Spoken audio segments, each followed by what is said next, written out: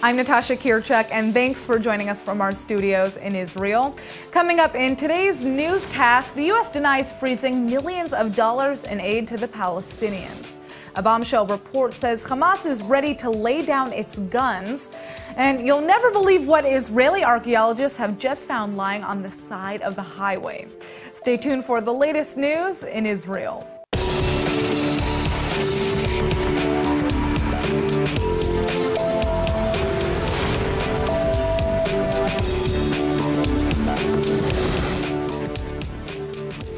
After President Trump's threat to slash aid to the Palestinians for refusing to negotiate, conflicting reports say the U.S. has done exactly that. Israeli media claims the United States has frozen nearly $125 million of aid to the UN's Refugee Agency for Palestinians, reports that the U.S. State Department fully denies. According to the United States, the matter is still under review. Israeli leadership, meanwhile, has been cautious of backing such a plan. Israel is intensely critical of UNRWA, accusing the agency of rerouting funds to protect Palestinian terrorists. Yet Israeli officials realize that cutting millions of dollars in aid to the Palestinians would not only be a crippling humanitarian issue, but would also likely trigger unprecedented waves of violence. אני הצעתי הצעה פשוטה, שאת כספי התמיכה לאונר"א צריך להסב בהדרגה לנציבות האו"ם לפליטים, עם קריטריונים ברורים לתמיכה בפליטות אמיתית ולא בפליטות פיקטיבית, כפי שהדבר קורה היום תחת אונר"א. American ambassador to the UN Nikki Haley is reportedly in an uproar, clashing with U.S. state defense and intelligence officials over the aid cuts. But if Haley gets her way, Israel is very concerned that an already tense time could quickly become a nightmare. Well, joining us now in the studio is Ambassador Ido Hani, who served as Israel's Consul General in New York from 2010 until just last year. Today, the former ambassador serves as Global Distinguished Professor at New York University's School of International Relations and is a member of the International Advisory Council of APCO Worldwide. Thank you so much for coming in. Thank you for having me. All right, so let's talk about, the main news today. In your opinion, is it the right move for the United States to be freezing funds to the UN's Refugee Agency for Palestinians? Well, the UN Refugee Agency has a very long history. You just heard Prime Minister Netanyahu talking about fictitious institutions and fictitious scenarios that this agency over the years built. But the issue really is much bigger than UNRWA, which is the UN Refugee Agency. It's the United Nations in general. Right. When the United Nations was founded in 1945, it was founded by 55 nations that had a positive, optimistic outlook. They were traumatized by World War II. Today, you have 193 members. The UN Charter was hijacked by a body that 2/3 of its members are tyrannies and non-democracies, autocratic regimes. The United States is not getting its fair share at the UN. Israel is being treated extremely unfairly at the UN over the years. It didn't start yesterday. It's been going on for decades. And I think that President Trump is right, scrutinizing the UN, and I think the way to do it is to start with the budget. And if he indeed, which we've heard it's not verified that indeed the State Department made that decision, but if he indeed made that decision, I think that's the right thing to do in order to look at the way the funds are being spent. The United Nations created a monstrous bureaucracy that is largely dysfunctional. Now, cutting funds to the Palestinian Authority could lead to a humanitarian crisis. Is Israel and should Israel be on board with this move? Would that crisis be something that Israel could deal with or would want to deal with? Obviously, no Israeli government is interested in inflicting suffering and misery on the Palestinians. And I think in general, having your neighbor suffer is never a good idea. So I think that we're all for it in terms of taking care of the real refugees, the people that actually need the help. But the reality is that the current situation is that there is a swollen bureaucracy on the ground that serves a propaganda agenda more than actually helping the refugees. Let me just point to our viewers one fact. World War II and its aftermath created a problem of about 22 million refugees, among them 1.2 million Jewish refugees. All the refugees were settled of the 22 million people.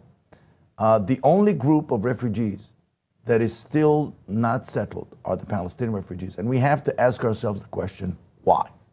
Well, you know, it's going to be interesting to see how this whole scandal plays out for Israeli public relations as well. Ambassador, you yourself focus a lot of your work on refocusing Israel's reputation on the world map.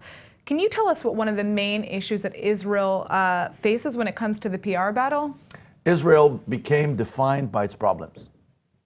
No place, no institution, no human being would like to be solely defined by his weaknesses, deficiencies, or hardships.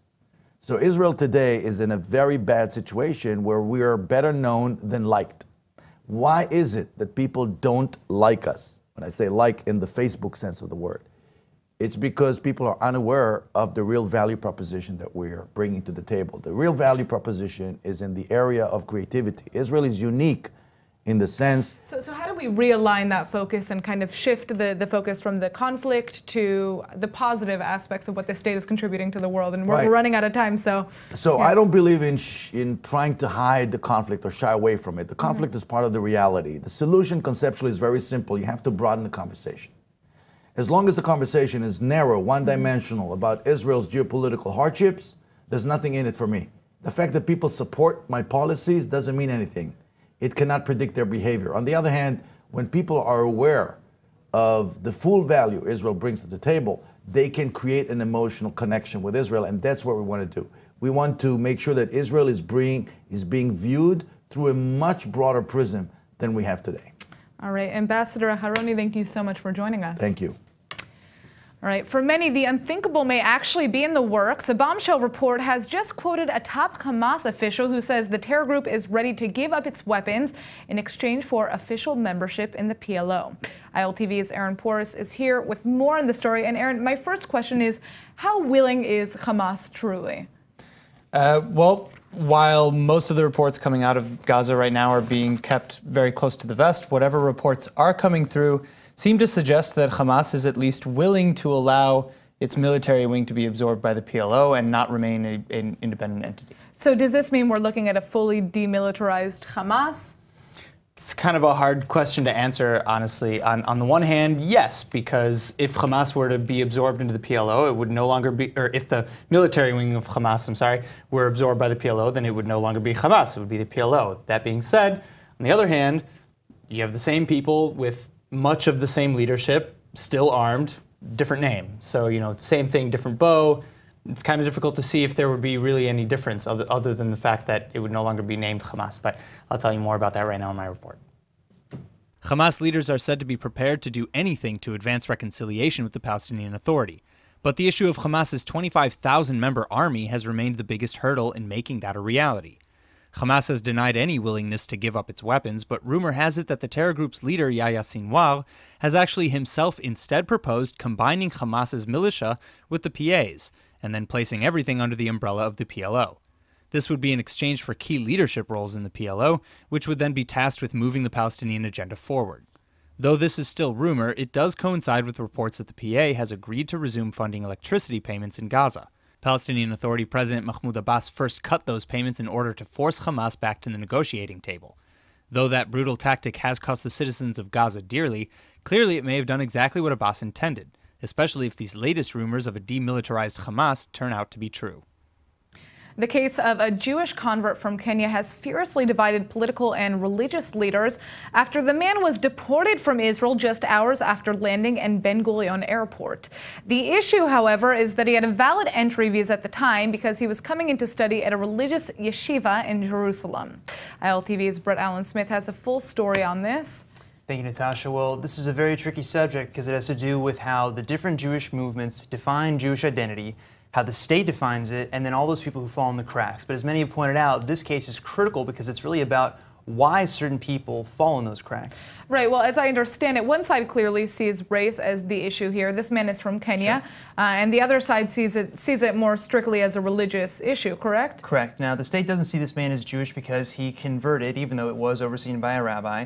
But the Jewish conservative movement who approved him to study in yeshiva in Jerusalem says he is Jewish. And that's why Israel's ambassador in Kenya even personally approved his entry visa. The state has since kind of backpedaled from its decision to deport, and now they say it was because he had the wrong type of visa at the time. But critics say this kind of thing never would have happened to a white convert under Orthodox law who, remember, came here not to make aliyah, not to immigrate, but to study a few months in a Jewish yeshiva.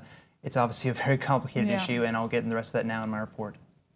As a Jewish convert, Kimani spent years studying Judaism in Africa and long dreamed of one day seeing the land of Israel for himself, a dream he was suddenly moments away from realizing as he took his first steps into Ben Gurion Airport. The native Kenyan had been accepted to study in a religious yeshiva in Jerusalem and even managed to obtain a rare entry visa. But things hit a snag when Kimani was suddenly stopped by airport security, quickly detained, and a few hours later deported back to Africa. Israel's Interior Ministry and Population Registry have defended the state's action, saying Israel does not recognize Kimani's community as Jewish, as does the country's conservative Jewish movement, leading many Israeli lawmakers to accuse the state of outright racism. Zionist Union leader Isaac Herzog has said, quote, "Let's be honest, if he had been a white man from another place in the world, they would have at least let him call a lawyer," end quote. Though Population Registry Minister Amos Arbel denies such claims, he has defended the decision by asking, quote, "Do you want half of Africa coming here? Sorry to say this, but for us, he is a goy from Kenya," end quote. After fierce debate, the state has finally agreed to allow Kimani a second chance to apply for a visa, which means he still has a shot to fulfill his dream. For many, the author Aharon Appelfeld has become a household name for having written some of the most defining Holocaust novels of the 20th century. The beloved author escaped the death camps as a child and fled to Israel when he was just 13 years old, but sadly, he's just passed away at age 85. Appelfeld was born to assimilated Jewish parents in what is present-day Ukraine, and though his grandparents were very openly religious, Appelfeld's parents consider themselves modern Europeans. But none of that mattered when Romanians took over their town, murdered his mother, and shipped young Appelfeld and his father off to a Nazi concentration camp. As a young boy, he somehow managed to escape and flee into the Ukrainian forest, where he spent the next several years fighting for survival. He eventually found his way to pre-state Israel, learned Hebrew, and became one of the country's most beloved and prolific writers. His book, Badenheim 1939, is still widely taught in schools as a pillar of Holocaust history. Appelfeld's written 47 books, countless essays, and memoirs of his incredible life. He was even writing shortly until the day he died. His latest novel, Perplexity, was published only 3 months ago. Needless to say, the world will greatly miss this beloved artist and continue to cherish his incredible work for generations to come. Well, Israel is set to launch an amazing new fleet of nano satellites into space. These tiny micro-sized machines transmit data and signals at a fraction of the cost of typical satellites, and their launch has been years in the making. If successful, it could be a quantum leap forward in technology, not just for Israel, but for the entire world. Israel has been developing nano satellites for years now, but this will be the first launch to test a new system that coordinates between the machines.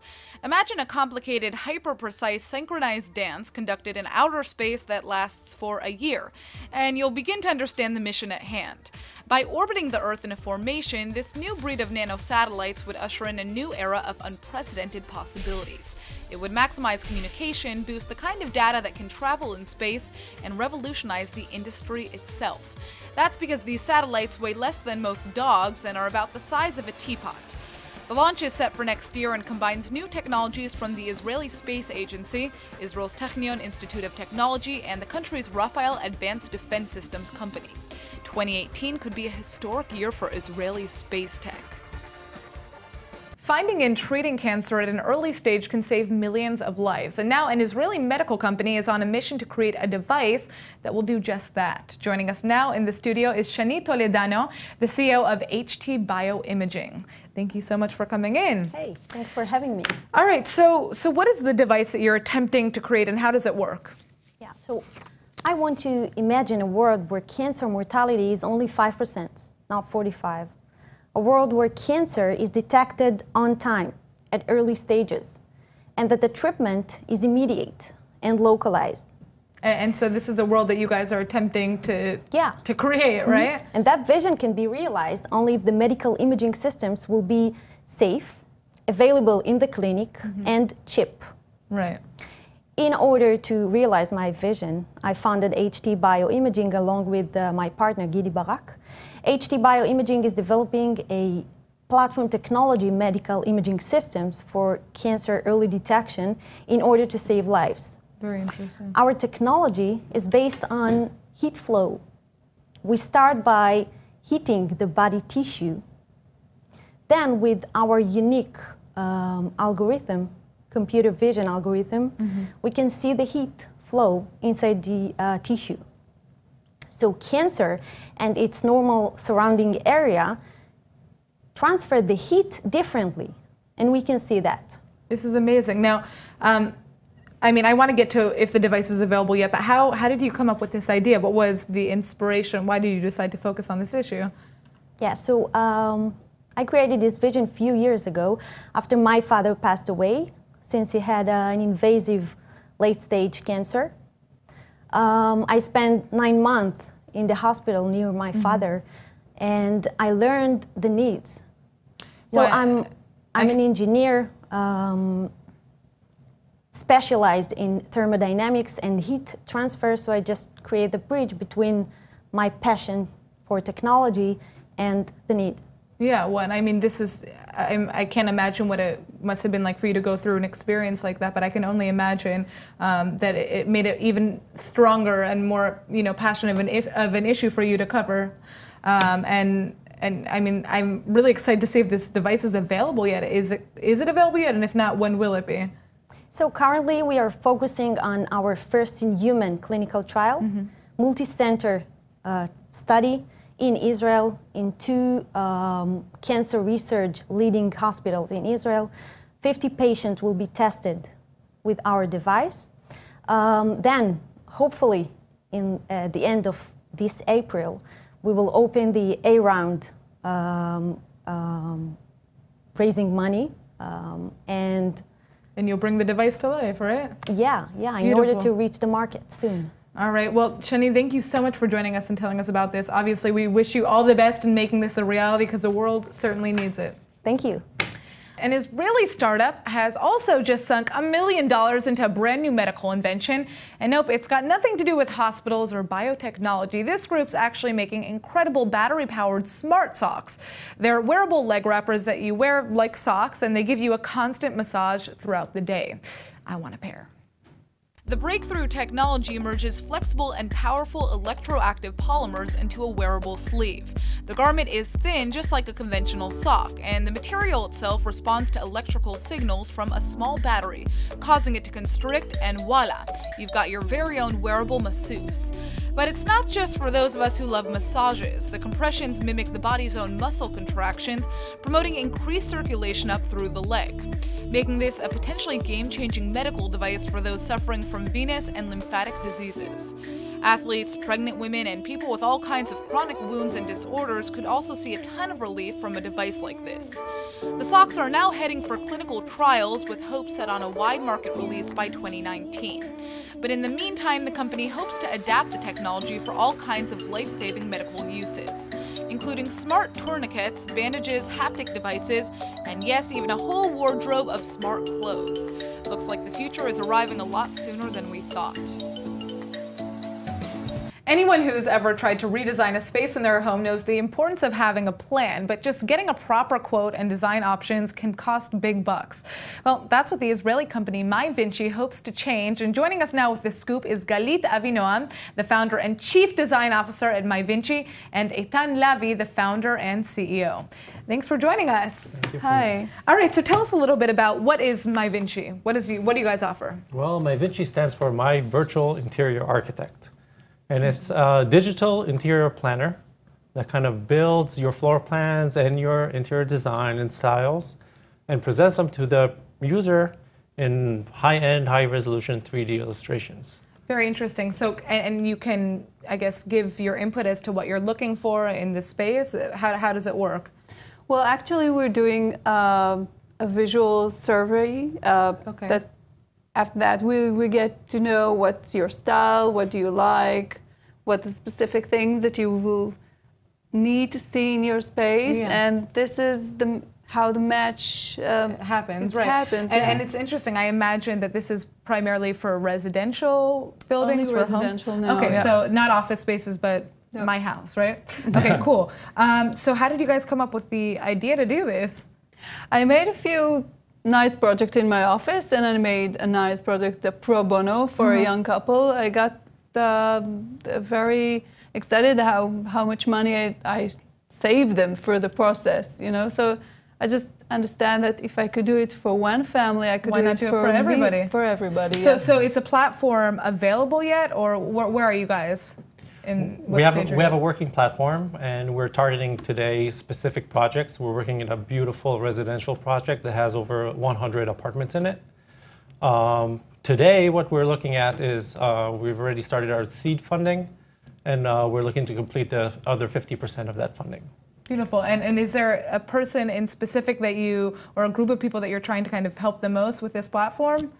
Usually people that can't afford a professional interior Okay. designer, these are the people who would like to help them the most. All right. Well, I mean, it looks like you guys have created something that really has the ability to do that. So thank you so much for coming in. Thank you. Thank you.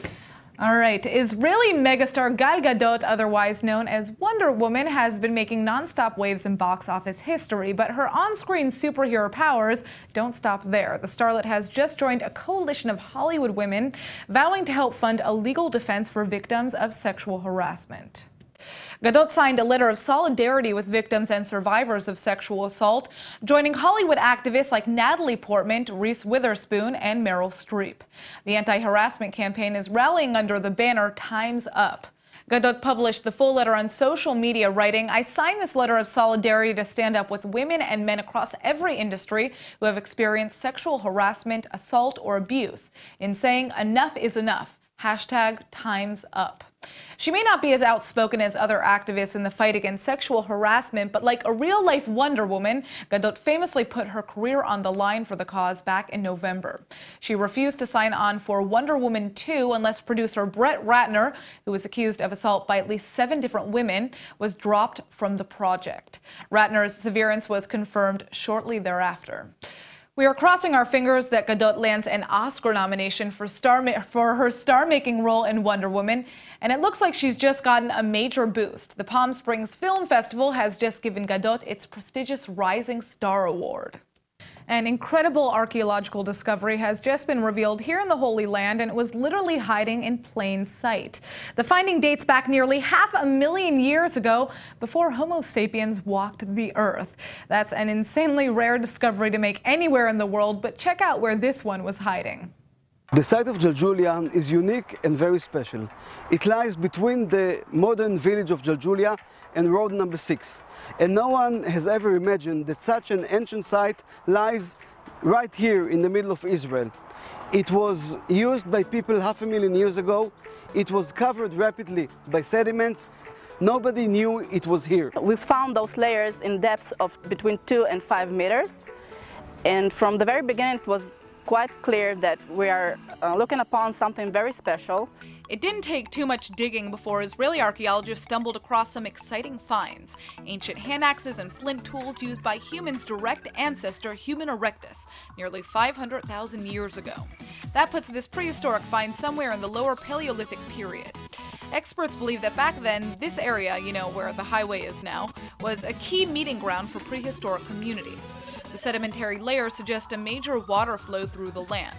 And the precision of the tools, which have been preserved in near perfect condition, suggests very advanced creativity and use. Though there are actually 2 other prehistoric sites nearby, this latest find is a game changer in terms of size and variety.